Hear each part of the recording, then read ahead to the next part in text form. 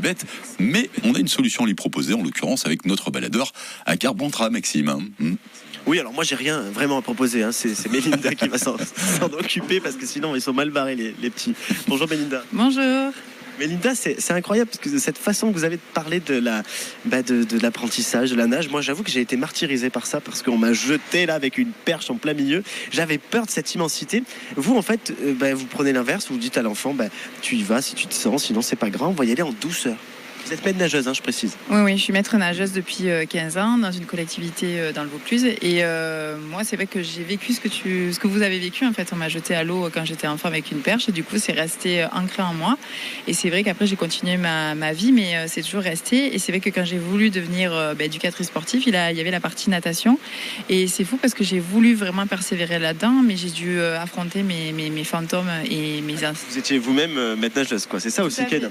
Elle a écrit un livre, Hugo. Ça s'appelle La magie de l'eau. C'est génial cette histoire. Il y a une histoire de pirate à l'intérieur. Oui, en fait, c'est une histoire vraie. C'est mon enfant, mon petit garçon Roméo, qui a failli se noyer quand il avait 2 ans. Et en tant qu'éducatrice sportive, il me manquait un outil. C'est pour ça que j'ai dit, mais en fait, tous les soirs, on raconte des histoires tous les deux. Je leur lis des histoires. Pourquoi pas lui raconter une histoire de pirate qui lui donne envie de revenir en fait dans le milieu aquatique avec des outils, avec de la magie, et beaucoup d'amour et surtout beaucoup de bienveillance. Et c'est pour ça que j'ai voulu être éducatrice Montessori, parce que dans cette méthode, on permet à chaque être humain d'aller à son rythme et de respecter ces lois fondamentales qui sont de croire en soi, se respecter et prendre son temps. Tu diabolises aussi le bassin, qu'il soit à la maison ou à l'école, enfin tout le monde en équipement municipal, on dédiabolise ce bassin en fait. C'est ça en fait, c'est que ça va devenir un moment agréable. Notre rôle d'éducateur, notre rôle de parent, notre professeur des écoles, c'est de rendre de chaque moment de vie de chaque être humain qui soit agréable. Et la piscine, il faut venir avec l'envie et surtout se dire, en fait, si ça va pas, j'ai un adulte qui est là et qui me permet juste de respecter mon rythme, de rester sur le bord si je suis pas prêt. Pour soutenir le projet, les amis, il y a une cagnotte Ulule. Je vous ai mis en tout cas le lien sur l'appli ici, parce que voilà, c'est un lien où vous pouvez acheter tout simplement ce livre, mais surtout pour soutenir, parce que l'ambition, Hugo, de Mélinda, elle est grande.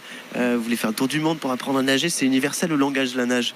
Depuis toute petite, j'ai voulu faire de l'humanitaire et c'est vrai que apprendre à nager, c'est quelque chose d'universel. L'eau, c'est un élément qui nous compose, un élément dans lequel on grandit et voilà, donc c'était vraiment vital pour moi. Voilà.